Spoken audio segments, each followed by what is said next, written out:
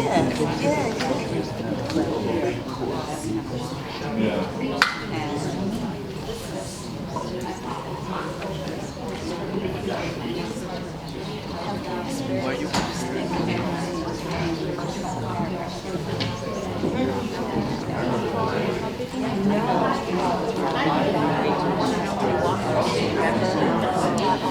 evening and welcome.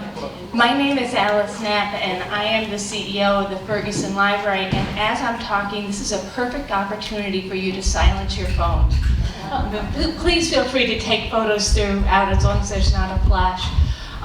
And I would be very remiss if I didn't invite all of you to our annual gala on April 11th. It's in the evening, it's on the downstairs. If for some reason you can't make it there, I know Fairfield County Community Foundation is having a wonderful program that night.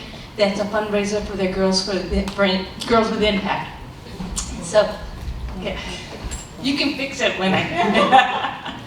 But tonight I am very, very honored because this is just a fantastic program. And once again, we're working with our partner Elm Street Books, so afterwards you'll be able to buy a copy of Madness. But I'm very honored to have Antonia Hylton here. She's a Peabody and two-time Emmy Award-winning correspondent for NBC News and MSNBC, and the New York Times best-selling author of Madness.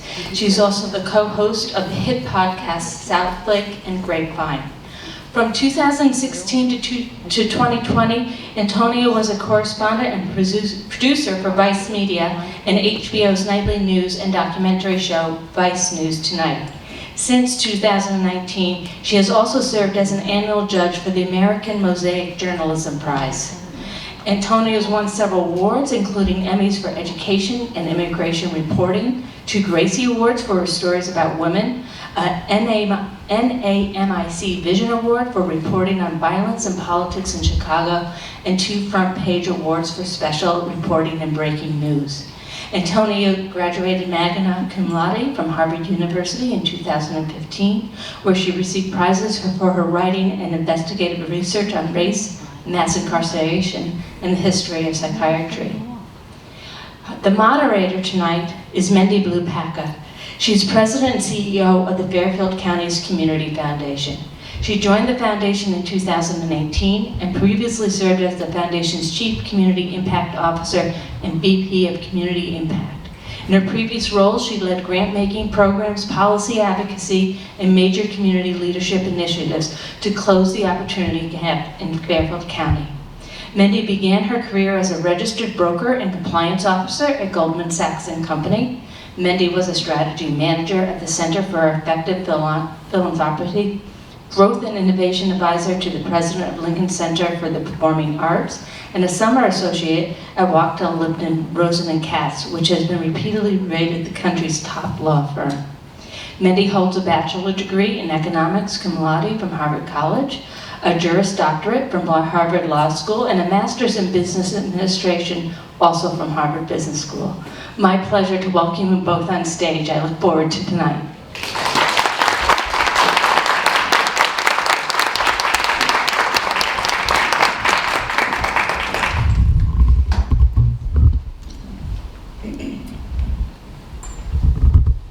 This is really comfortable. It is very comfy, almost dangerously comfortable. Thank you all, by the way, for dealing with my schedule. I'm sorry that I'm a bit late this evening, but I'm so excited to see all of your faces and so grateful that you came out despite the not so wonderful weather. And we also understand that you were coming from Manhattan. We were here. There's some kind of big event with presidents There are and other people going on. 3 presidents right near my office right now. And also, I was in Baltimore this morning covering the bridge collapse. Oh my goodness. So I have had a day. Oh my goodness. Well, we are so incredibly lucky to have you here, and that you made it here after that day. So thank you for being with us. And thank you all, as Antonia said, for coming out despite the weather, etc. So, hi Antonia. Hey there. I am really, really excited to talk to you today. Not just because we both spent some time at a place in Cambridge, but we'll talk about that at some point, I'm sure.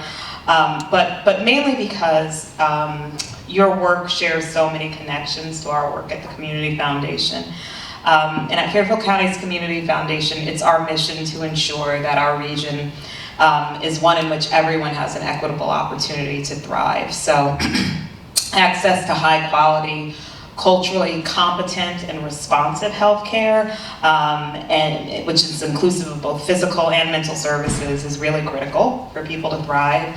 And I think we are distinctly clear on the difference between surviving and thriving. And the data tells us that in our region, Black people are least thriving in our community. And this is a story that's far too common throughout the country.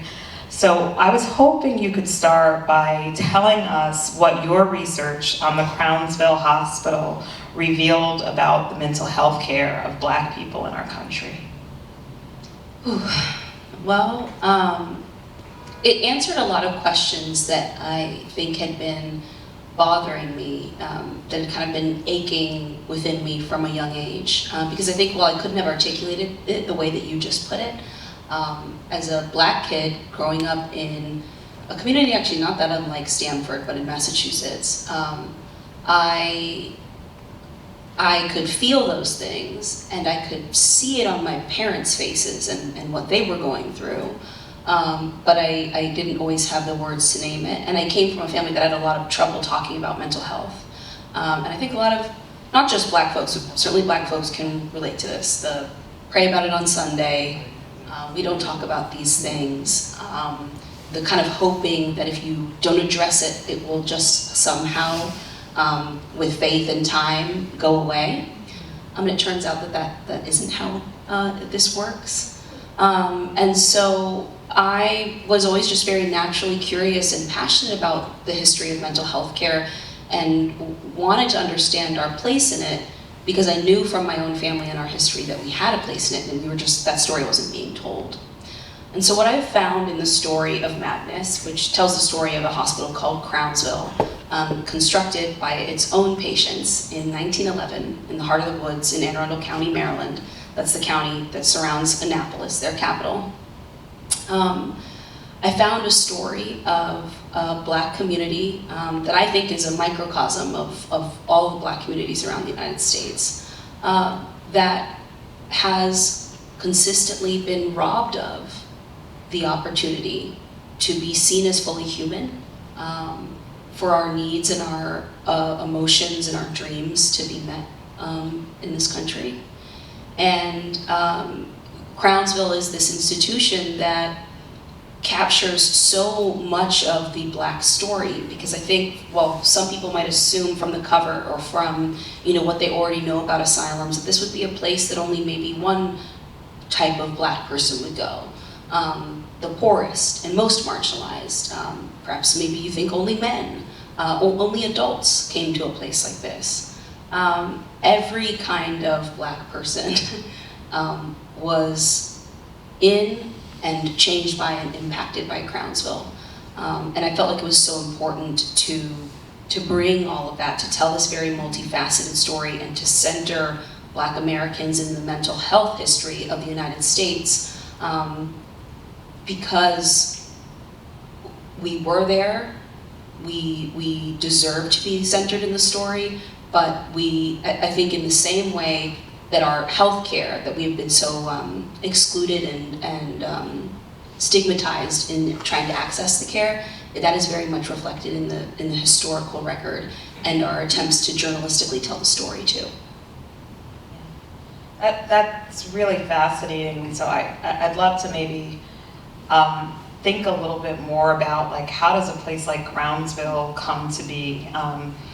Just as a little context, a couple of years ago, on the heels of the pandemic and the murder of George Floyd, the state of Connecticut actually declared racism a public health crisis. It was a recognition that structural and systemic racism has a significant impact on the social determinants of health, leading to vast health disparities in our state. And our foundation actually very recently hosted an event with Dr. Uche Blackstock, who I understand you may be doing something with. She sort of told me that, so I feel like I have the inside scoop on that, in New York sometime soon. to discuss her New York Times bestseller legacy, a Black physician reckons with racism in medicine. And so there's a lot of attention at the moment on this topic. So can you talk to us about what your work reveals about the impact of systemic racism on healthcare for Black people? Well, that is everything. It is the heart of this story. And I think I'll start first by telling people, for anyone who hasn't read the book yet, the hospital's origin story, because I think it lays it out for you right there. So in the years after emancipation, white politicians and white leaders in Maryland, but also all around this country, start to very openly and publicly debate some of their theories about Black people's minds and bodies. And they notice that a lot of Black communities seem to be struggling emotionally and mentally after being emancipated. And instead of wondering, well, how might the experience of enslavement impacted them? What kind of mental health outcomes could that have created? They come up with this pretty popular theory that emancipation has in some ways been a mistake. And we don't have to really wonder about the systemic impacts of that because they made it very plain. They published in medical journals, they wrote letters, they debated these things with each other publicly. Many of the people who held these beliefs were founding members of groups like the American Psychiatric Association. They were lobbying their lawmakers to build things like segregated asylums. And so Crownsville's creation comes out of that debate that is happening in those years. So the state of Maryland decides, like other states like Georgia and Virginia, to create a segregated institution that at first they call Maryland's Hospital for the Negro Insane. And there are already several asylums in the state at that time for white people, but it's really never a question, are we going to allow Black patients to go to those locations? And then they make a sort of interesting and strange decision, which they decide they need this institution, but they don't really want to pay for it. So we're going to make Black patients be the only group of patients in the entire state to have to build their own hospital before they can benefit from their health care. And you did say the story would help summarize it. So I think that tells you a lot right there. We can't even get the care. We can't get rest. We can't get therapy. We can't get medical treatment without first building the place ourselves. Lugging the wood, creating the foundation. They had to move railways. They had to create their own food source and run a massive, highly productive and modern farm. And then even after they constructed the institution, the state still didn't want to fully fund them, so they had to offset the cost of their own care by creating things like rugs and baskets and selling those across the country, by continuing to run their own farm and feed themselves essentially. According to the records of the all-white staff in those early years, the patients were feeding meals to the staff, not the other way around. And so in many ways, there's this recreation of what would have been in the view of many people in the power structure at that time, the good old days. And Black people's health is being commodified, it is being understood by the powers that were as health for them was measured in Black people's ability to produce their economic output. And the way in which that ties into their health, the decisions that the state of Maryland makes at that stage, those choices have ramifications all the way up through the 20th century, I would argue until now. And I think it tells you everything about the systemic roots here and just how far we have to go, what we have to address and catch up from. So as we're talking, I'm just sitting here imagining this profound level of trauma, this profound level of historical racial trauma that you're describing in just that simple example. And I think we often think of that as like an isolated thing that happens to a person or a group of people, and then that person, passes away for better or worse, and that trauma dies with them. But there's actually strong scientific evidence that the impact of racial trauma can reverberate far into the future, and even into our genes. It can become embedded and be passed on to future generations. centuries of historical trauma that racially oppressed populations experience, and I think certainly the experience of slavery and all the things that emanated from it, as you described, fits that category, can literally change a group's genes. And I'm also really fascinated by this concept of weathering. So, the idea that that trauma can actually, at the individual level, age your cells so that you are older than you are chronologically because of that trauma. So you stated that you come from a big Black family, and you wrote, in my family, the stories range from regular depression to anxiety to alcoholism and schizophrenia. We were warned about how much diabetes there was in our family medical history. It would have helped to know about the number of mental breakdowns too. So I too come from a big Black family, and both of my parents are descendants of enslaved Americans. And literally everything you described about your family is also true of my family. And our personal stories, I think, are so critical to our work. So can you tell us, you referenced it a little bit at the beginning, but can you take us a little bit more through your personal story and tell us a little bit about your childhood and your family, and how does that all relate to the stories you tell and the perspective, frankly, you tell it from? Yeah. Well, I'm one of 7 kids, and I'm one of 20-something cousins, and that's really just like, real cousins, but then, we all have like fake cousins, or people we call cousins, but they're not exactly cousins. Right. So 20 real cousins, 30 cousins, and I have, on my father's side of the family, my dad is a descendant of slaves in Virginia and Georgia, and my mom is the descendant of slaves in Cuba. And so I write throughout the book a couple of personal essays to bring you into the stories that I was raised with in my childhood, my observations of my parents, my elders, because part of this journey, the reporting process, I think it required me to go on a sort of family journey too. And I felt as a journalist, by the way, that I had to be honest with my reader about who I am, how I came to this story. I didn't just stumble upon it as a casual observer, someone who just, was interested in asylums. I came to it as somebody who had loved ones who were institutionalized, who had a great-grandfather who was sent to a segregated ward of an institution in Michigan with a loved one right now who is suffering with a psychotic disorder.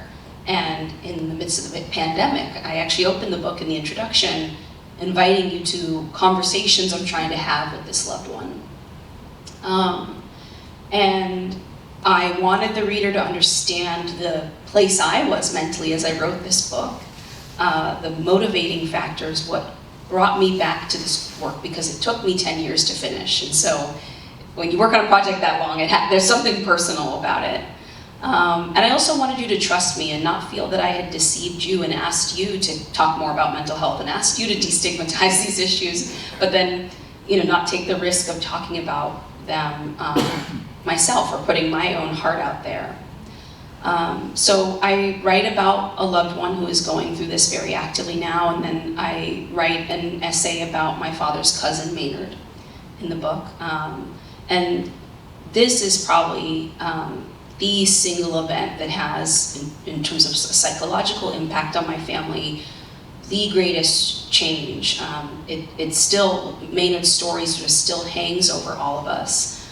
He was my father's first cousin, and he lived in Mobile, Alabama. My dad's family was up in Detroit, and my dad always looked up to Maynard. He was training to become a civil rights lawyer. He was athletic, he played lacrosse, he had an autographed copy of Malcolm X's autobiography, and my dad thought he was just the coolest person alive, and he wanted to be him. And he would come and visit them in Detroit and teach my dad and his brothers, how to fight and all kinds of swear words and that kind of thing.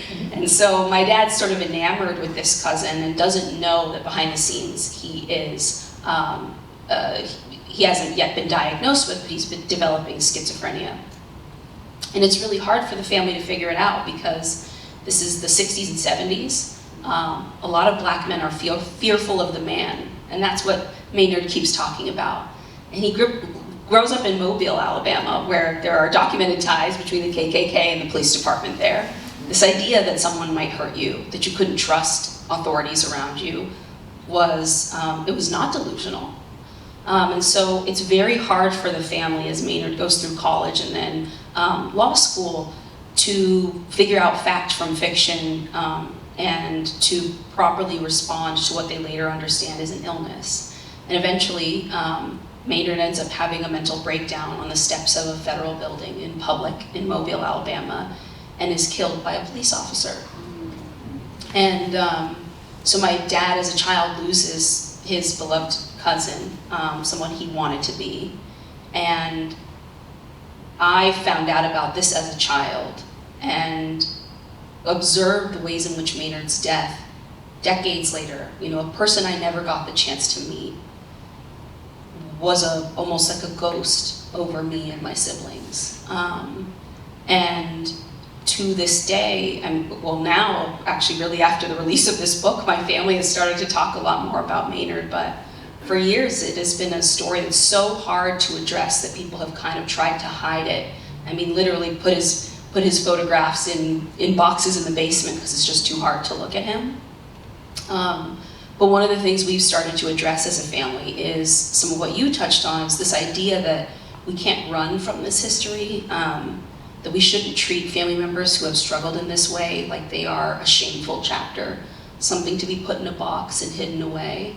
That actually the only way to make sure that for the next person who maybe suffers in this way, for the next cousin or sibling or child who develops anxiety, depression, or fear, that we're going to be able to address it is if we start to talk about, actually celebrate and love on people in our family who are struggling.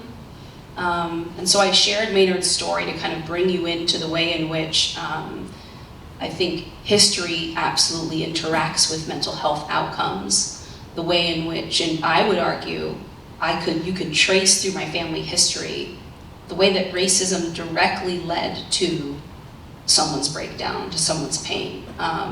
They're not kind of amorphous or theoretical things. It was very real for us. And how the only way forward for my family now is to be the kind of family that's made a 180 and actually talks about emotions, that actually we all seek therapy. And in a lot of ways we have Maynard to thank for that.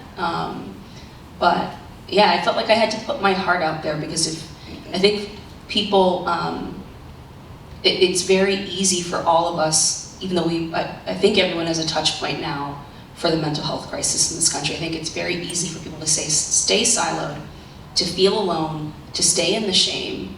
And I think the only small step anyone as an individual can take to help that is to just put a little bit of their story out there and to hope that other people read it and feel a little bit less alone. And so that's kind of what was going through my mind when I decided, okay, me and my family, we're going to kind of take this step forward together and tell you a little bit about us while we also share this history. So as you talk, I just keep thinking about the double consciousness of Black people. And so I remember when I was at Harvard, which was a little later than you, I took a course with Cornell West, and we studied many works, but certainly the work of W.B. Du Bois, and he talks often about this double consciousness, right? So you're walking through life with sort of like this public face and then this private awareness and private knowledge.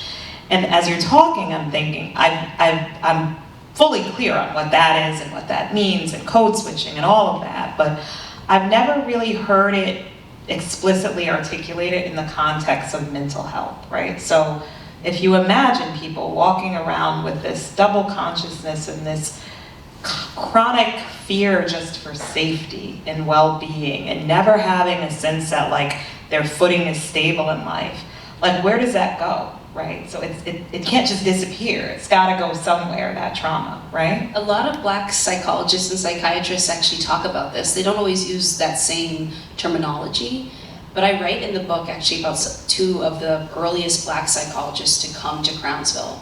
Because in the early years, in those early decades, in the first couple chapters of the book, it's an all-white staff, all Black patient population. But in the late 40s, 50s, and 60s, the hospital has to desegregate. And for the first Black employees, they are living with a split consciousness. And they are seeing it in their patients too. And they actually have to develop a practice that is very sensitive to that.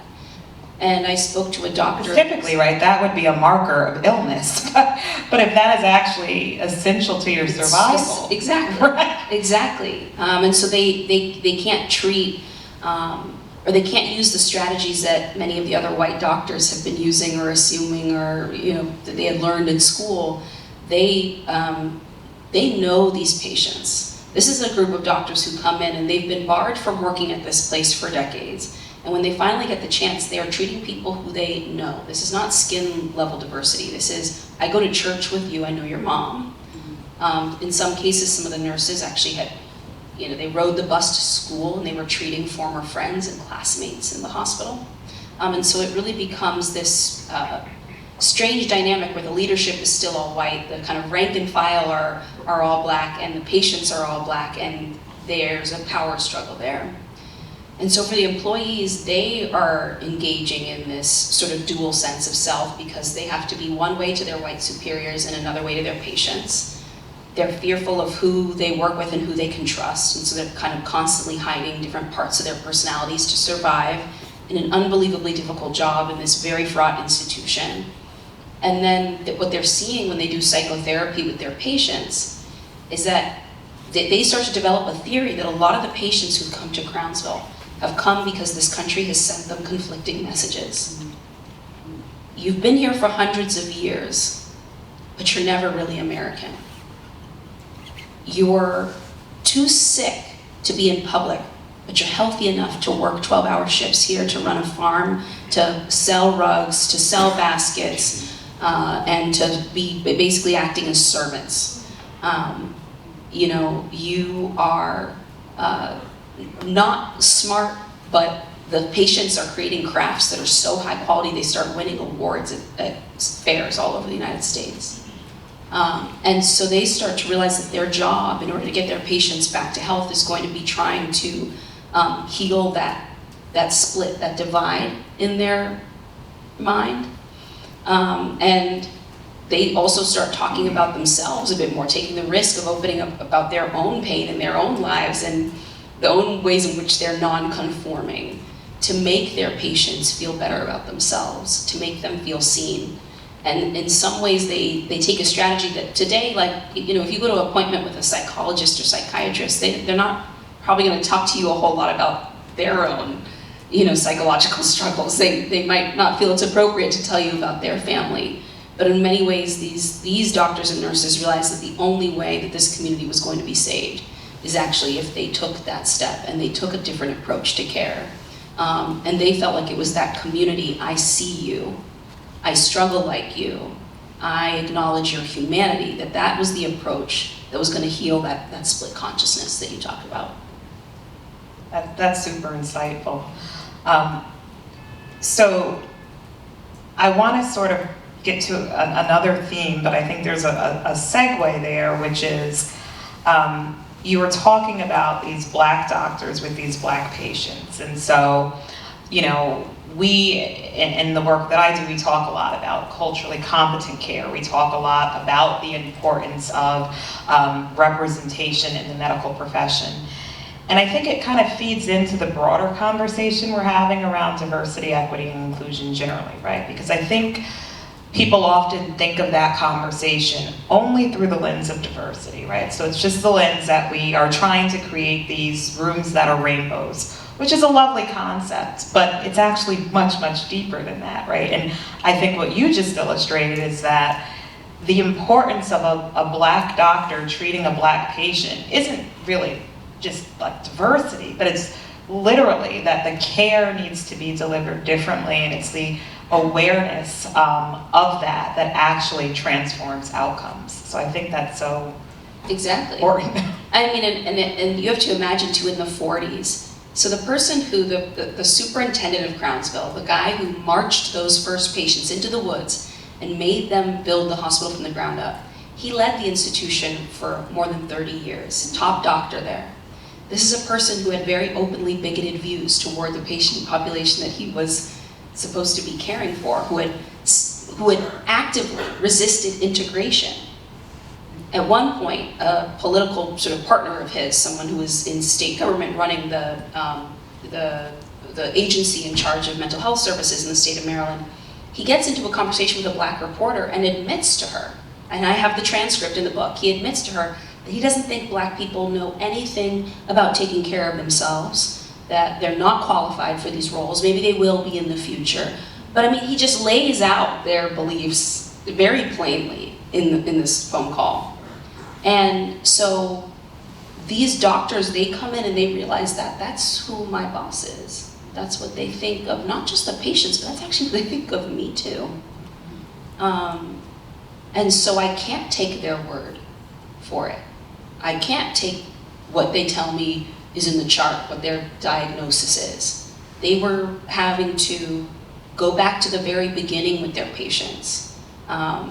And they weren't really being compensated or supported in that work.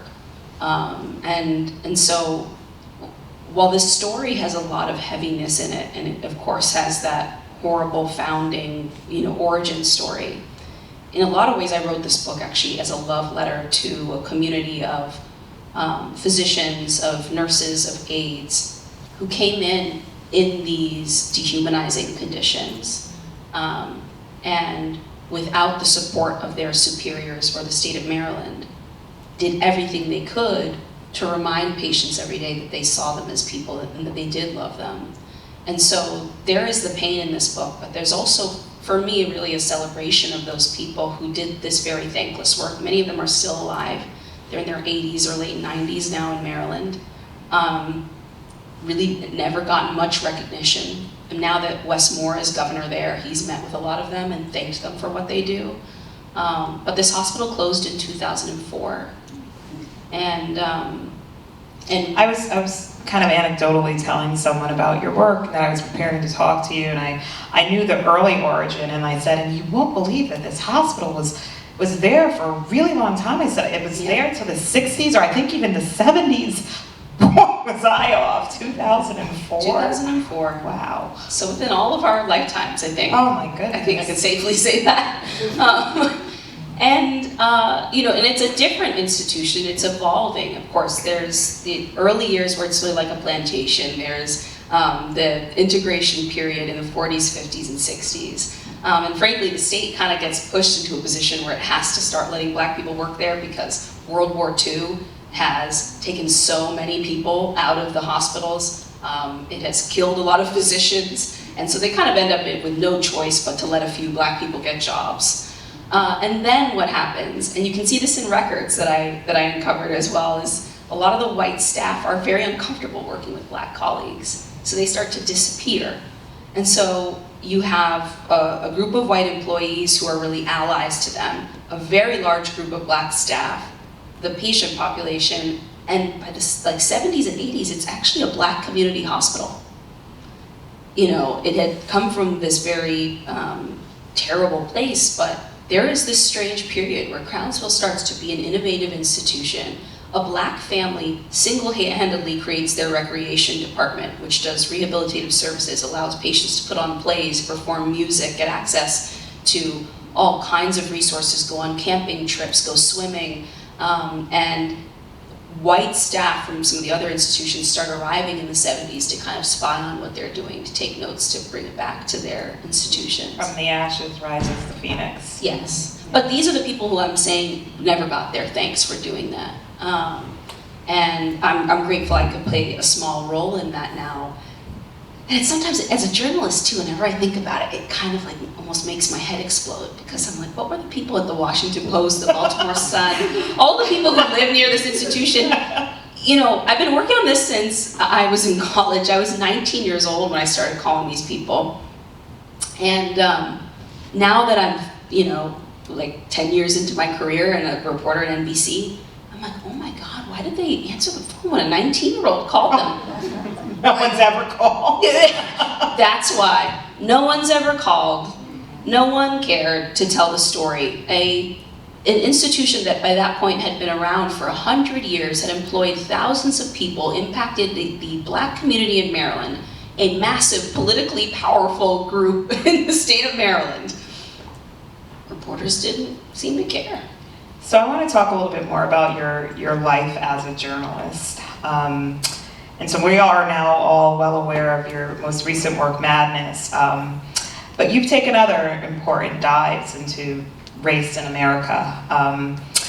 And you hosted the South Lake podcast, which debuted in August 2021, and took us inside a suburban Texas town, South Lake. And South Lake isn't unlike many suburban towns here in Fairfield County. It's a town, that this will sound very familiar to many folks in the room, that's described as one of stately homes, intense civic pride, and above all, terrific schools. So then a video surfaces in this community showing South Lake High students chanting the N-word. And the Black residents come forward and share stories of racist harassment and bullying. And the school board vows to make a change. And actually, just in the past month or so, a very similar series of events has happened in a nearby Fairfield County community. So this is like not ancient history we're talking about here. But the response to the South Lake school system's efforts to build a more inclusive community was met with intense backlash, and it became a flashpoint and a precursor to a growing national trend against critical race theory. So can you unpack for us, you did this whole series, so can you unpack for us what happened in South Lake and how that informed your subsequent work? And it sounds like it wasn't subsequent because you've been kind of working on Madness throughout this whole process, but how does all that connect for you? Well, on the connection point, for me, as the style of journalism that I do, that I love, is to tell you a political or a policy-related story through real people, through everyday families, and through a place. And so, Crownsville, I bring you into this one institution, this one community in America, to tell you a very American story that I think applies to all of us. And so it's the same sort of strategy or style that we applied to South Lake. Bring you into this one town in Texas, ground zero for the fight over critical race theory that has now since sort of morphed into the DEI battle. And you, through the eyes of the people who lived in that town, the families that came forward and tried to share their stories and to bring change, you will have a better understanding of this moment we're all living in the country right now. Even if you've never been to South Lake, you will feel when you listen to this place like you've been to South Lake or you know the next South Lake. And it sounds like there's some in Connecticut here, so I'm right here. So unsurprised by that. But as she just laid out, this is the story. Back in 2018, a group of athletes and popular students, after homecoming one night, record a video of themselves chanting the N-word. And at first, people on all sides of every issue, every politician in town, it's sort of generally a conservative town, but they don't really honestly talk about politics a whole lot in that period. They all come together and they say, this is not who we are.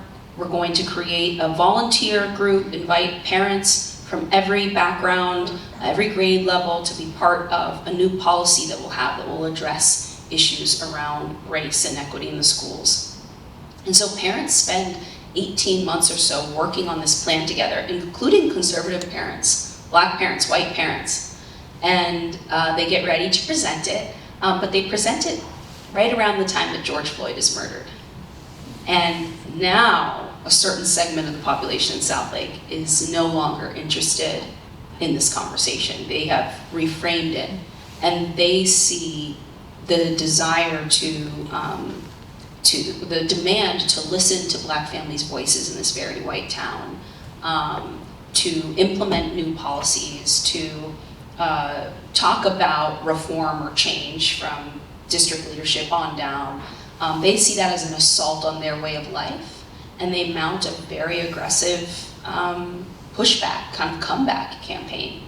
And not only do they end up really killing this diversity plan that parents, again, of all backgrounds had spent months and months working on, giving them opportunity to give feedback, it was a volunteer group, kind of any parent could have come and given their 2 cents. But they also then create one of the first, we're all kind of familiar with this now, these groups of PACs that have formed all over the country and are running in school board races. This is before really Moms for Liberty and some of these other groups got their name. They create this PAC, they raise hundreds of thousands of dollars, national groups get involved, national conservative organizations start flooding tens of thousands, hundreds of thousands of dollars into this community. And now over the course of the last few years, they have not just squashed this one plan, but passed policy after policy, removed hundreds of books, changed the way in which Black history is taught in the district, and to the point that Black families, families with LGBTQ children, they are fleeing this town. And right now, the town of Southlake is under federal investigation for civil rights violations in their schools. And Mike, my co-host, and I are watching every day to see what comes of that, because we should get news on that investigation soon. And much of it is tied to the reporting that we did. And so, for me, kind of the crossover here is the way in which this country's unwillingness to address its history, to face its challenges, and to truly collaborate on the solutions, on the future, continue to haunt it, continue to frankly destroy the fabric, neighbor-to-neighbor relationships. That's what you see in Southlake, is people who used to be friends, who used to have, their kids had playdates, they were on the same sports teams. After what happens and after the way in which these issues just get so terribly politicized, they don't speak to each other anymore, and people of color are fleeing town. I think we can see the new iterations of this movement, the way in which it has gone very national. And so, for me, the story of Madness is in a way of a sort of similar project, looking at this moment where I think a lot of people want to talk about mental health, they want to talk about self-care more. We're being told all the time that we should download this app or do this meditation and take better care of ourselves. And it's kind of an individual thing, but the truth is, if you look at our history, it's a collective problem. We made collective choices. And the same thing goes for our public schools and our children's futures. And mental health and education for the younger generation are those two things are intertwined right now.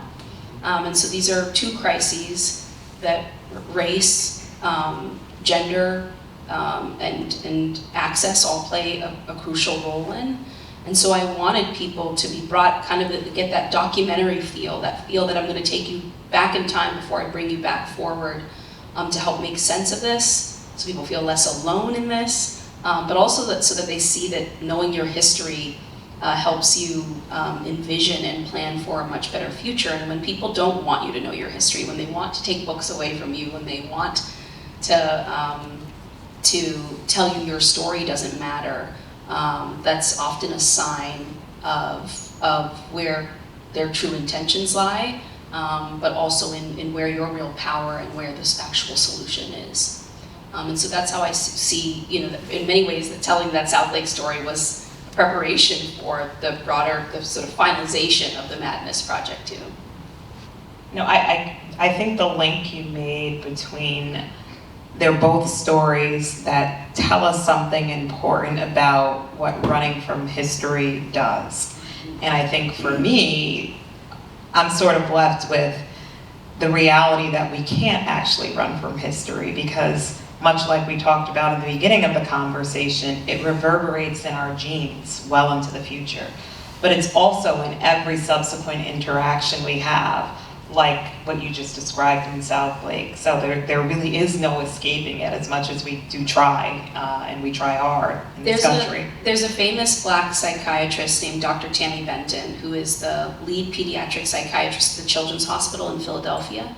She gives talks all over the country. She does a lot of research and is sort of part of a core clique almost of Black doctors who are working on these issues with children.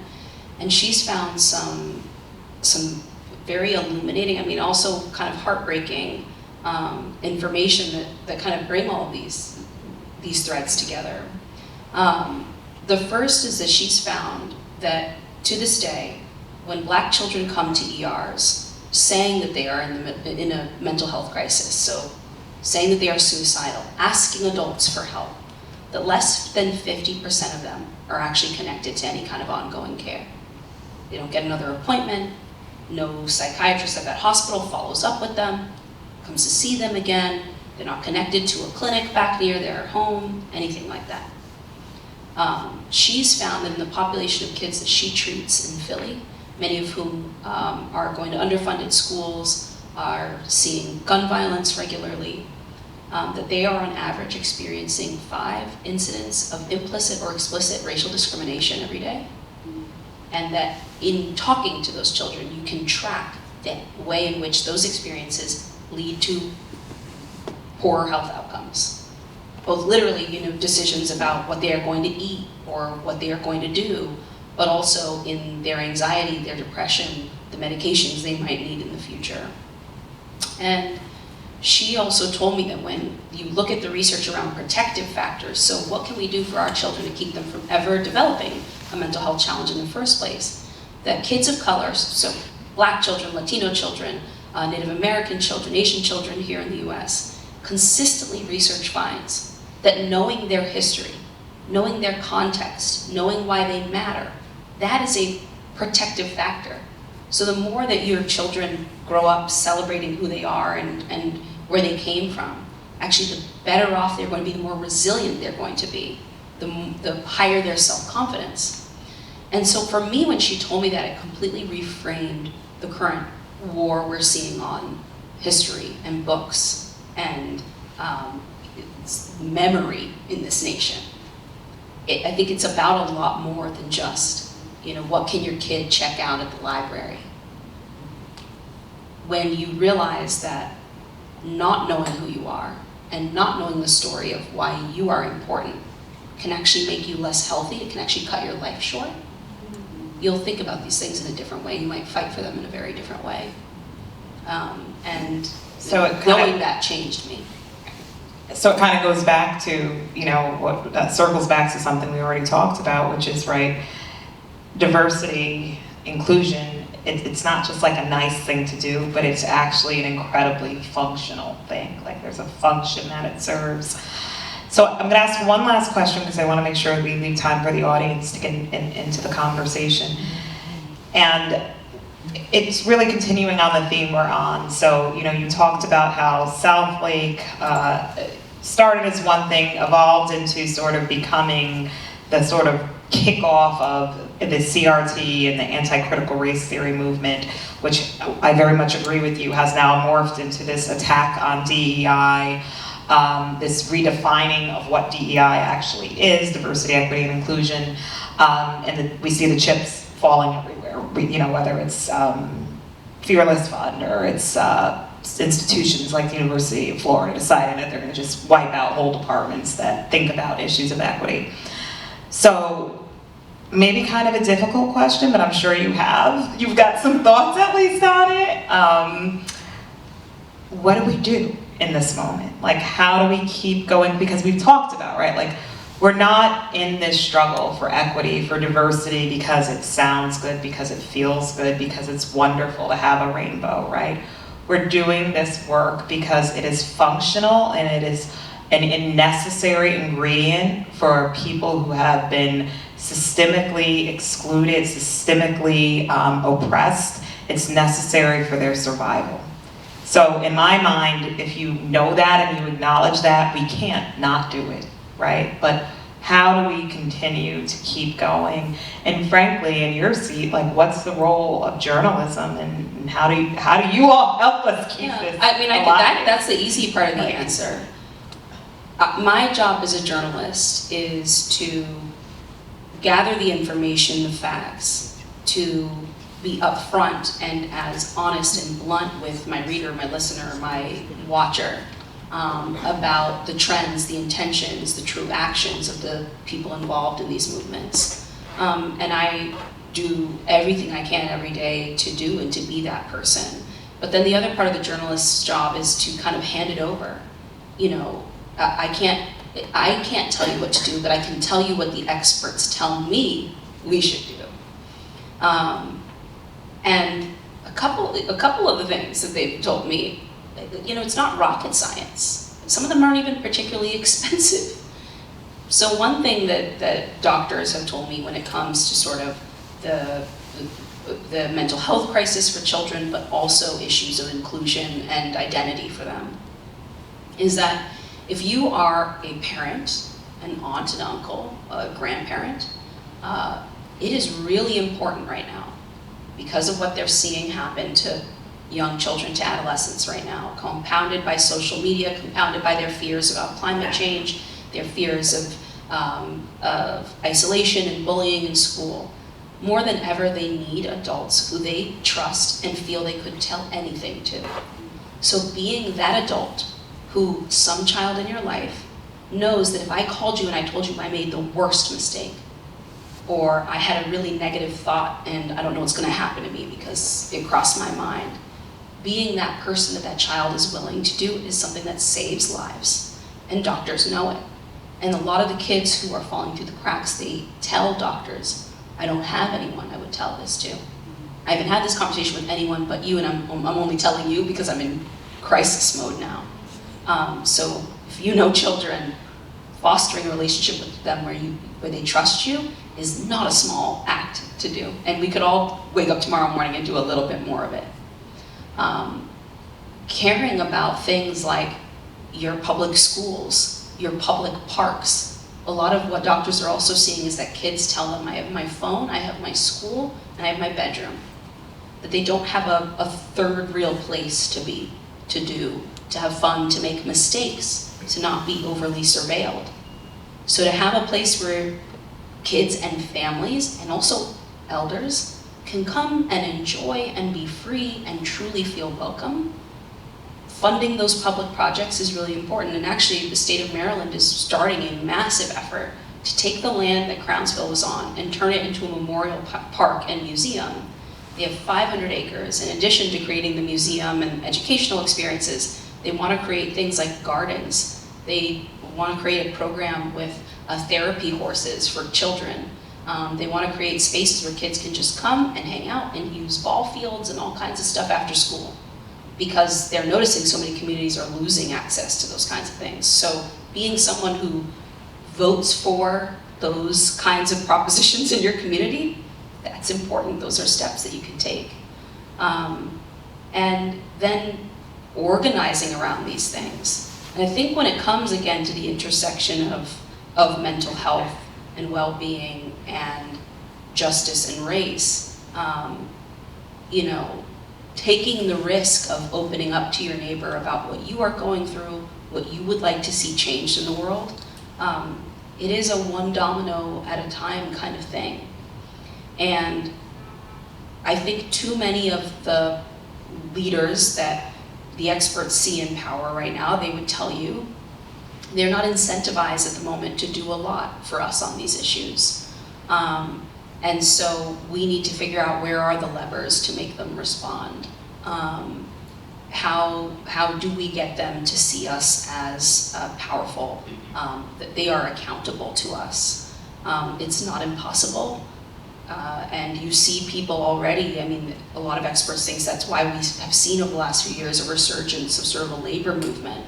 But it applies to all kinds of spaces. It could apply to asking for JFK-style mental health legislation again someday. A lot of us gave up on that dream, but we don't have to. You can apply it to a number of different areas. But feeling apathy, deciding that, oh yeah, what they told us about the fact that none of this can change, or I just have to accept that there's going to be shooters in schools and in public, that there's nothing we can do about housing, and this crisis, these are choices. And the good news is choices can be undone, but you do need to find the levers to force those steps to be taken. And the worst thing you can do is to decide to just tie your own hands and wait. And these are, again, things that we could all start doing more of.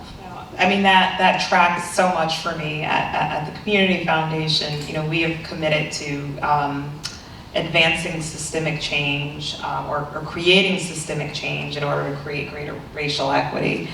And we work in education, we work in housing, we work in income and asset building, health, all the fields we've been talking about today, you just referenced.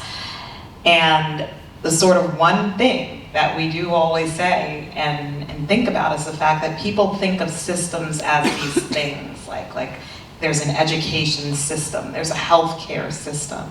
But systems are actually things that are designed and perpetuated by people, right? So people work the system, people design the system. So couldn't agree with you more. Like the thing people can do is roll up their sleeves and put their time, their talent, their resources towards impacting some system for the better. And the bad news is there's so much that's broken that there's something for everyone to do.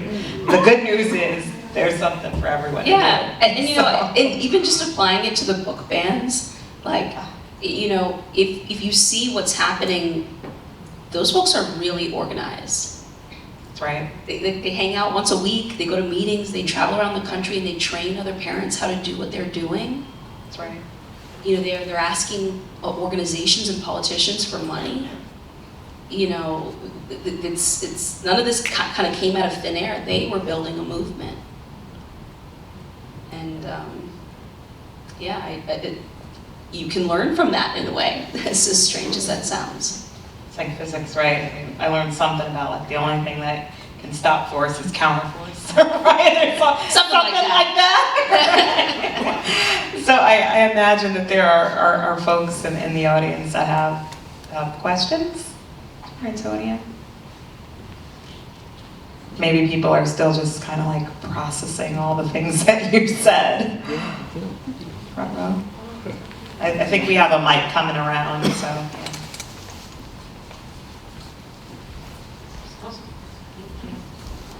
Okay. Hello. Hi. Hi, my name is Deborah Arnold, and I am a recent public health graduate, so everything that you two have discussed tonight is always at the forefront of my mind in terms of health equity and the perpetuation of disparities and, you know, policy action that can be taken in order to combat some of these systems that we've been talking about. What I want to express my gratitude about is what I've taken away tonight is that there's this tendency to pathologize Blackness rather than to pathologize the racism that then creates these pathologies among Black populations. And so to that point, from your perspective as a journalist, how do you think, you said you've been working on this for the past decade or so, how do you think the perpetuation of being able to access and witness over and over again the extrajudicial killings of Black people in the media and in social media has impacted how we feel about mental health among Black people in general, and then what sort of action do you think needs to be taken in order to address it, essentially? Well, doctors always tell me that they're seeing very clear data, and then in their own practices, just anecdotally with their patients, that they're seeing that the images of violence, that George Floyd in particular, that video, that they could see how that changed their patients. I also can speak from my own family experience. You know, there's no video, there's no visual of what happened to my dad's cousin Maynard. But I can tell you one of the things that's been really interesting and strange and sometimes frightening for my family to deal with now with a loved one who is struggling is that one of the hallucinations that they have is almost a recreation of that, even though they weren't there. And so I think that tells you how the stories, the images, the idea of what can happen to you play over and over and over again in people's minds, and in a way, it robs them of their own sense of, certainly their sense of safety and security, their own belief that they can have a future in this country. I mean, that's what I've seen happen to my loved one. And The other thing that I saw happen to my loved one is that they went to premier mental health facilities in the United States. They went to ERs, and they would try to talk to doctors in the Northeast about this. And they consistently were only given white psychiatrists. And many of them told them they didn't have an interest in talking about those things. They thought that the racial dynamics of their hallucinations, of the things they were seeing and experiencing, weren't relevant to their illness. They were really just concerned about putting them on a medication. And medication, by the way, saves lives and absolutely helped my loved one. But when they kept encountering doctors who told them race didn't matter, it set them back in their care. It set our whole family back because we had to fight for months to get them to trust doctors again, to be willing to try again, to open up to someone after being kind of smacked down. And this is, for a family like mine, I mean, we have great health insurance. My parents are lawyers. We should be able to get good health care. So if we can't do it, it's really hard for me to imagine what it's like for most people. And that's today, and so it was really painful for me sometimes reporting on what was happening to patients at Crownsville in the 1910s, 20s, and 30s. I'm thinking, oh my God, what my loved one is going through right now. They're hearing some of the same things from doctors, and they're feeling discarded in the same way. And I was frightened by just how little changed. And so, you know, on the flip side, the good news is there is this amazing, powerful group of doctors who do care about these things, who are integrating these practices, trying to be culturally competent. For white physicians who care about these issues, a lot of them actively seek out opportunities to learn and to train and to meet their patient population where they are. But the field of psychiatry is the vast majority white. It's only about 2% Black practitioners. It's really hard when you look at those numbers and you look at also how little access there are in large portions of the country. I mean, your largest mental health care provider is a prison or jail. You know, we know what that means for us disproportionately. And outside of that, it means for a lot of people there's no care at all. Thank you. Yeah, one of the things I like that you did in your book was you put the Crownsville on the backdrop of what was going on with mental health hospitals in general, which was they were all really bad, but then you showed how Crownsville was actually a lot worse than what was really bad. But what I in particular found interesting was how you compared how Black patients at Crownsville were talked about and treated by the community versus white institutions, and how it was much more criminalized and talked about in sort of a carceral way versus, you know, some slight bit of empathy that you might have seen in the white institutions. But even as within the town, the Black people in the Annapolis area threatened their kids that they would send them to Crownsville if they weren't good, meaning they also sort of bought into that because it was underfunded and not a great place to be. And so you wouldn't be surprised if Black families didn't want to acknowledge mental illness when to acknowledge it was to say all these terrible things that these people are seen as is what this person is. Anyway, I just wanted to maybe talk a little bit about that. No, I appreciate you because that to me, so there's a section of the book where I look at the way in which Crownsville starts to operate in the community's imagination, both the Black community and the white community's imaginations, and the way in which the media starts to report on Crownsville and the different linguistic decisions and choices that reporters make when they're talking about Black patients or white patients. So even though the peer white institutions have about the same rate of escapes and riots and different crises that all asylums were dealing with, in the papers like the Baltimore Sun, they would describe Black patients as, they would kind of paint a picture of these very aggressive Black young males. They would always describe white women kind of cowering in fear or putting guns out on their porches before they went to sleep at night to draw a contrast between sort of white womanhood and the Black male patients at Crownsville. And in the cases where white patients escaped and were doing the exact same thing, you know, walking into neighborhoods, going and kind of frightening someone in their lawn. They would say things like, oh, a patient left today without permission, which means escaped, but they wouldn't use that word.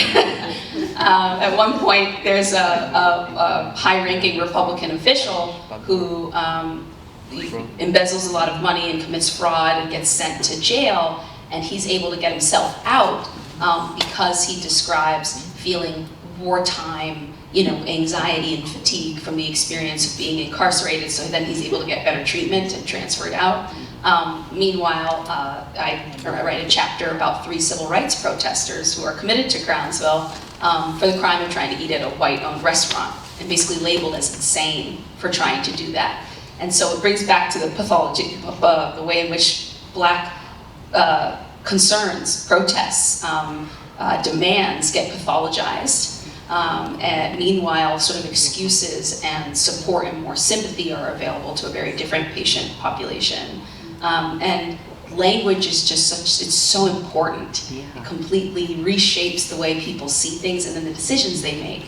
So after, you know, years of these kind of linguistic differences, you start to see that community advocate for the governor to build a wall around Crownsville.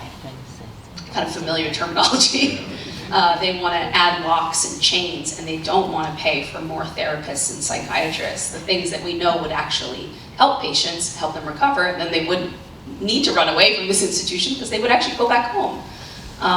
And they're constantly fighting for more carceral measures. And so Crownsville really starts to resemble a jail at times because of that. And in many ways, it's that imagination, the mythology that's created around the institution that then really changes its therapeutic capacities and what actually happens to patients in everyday life.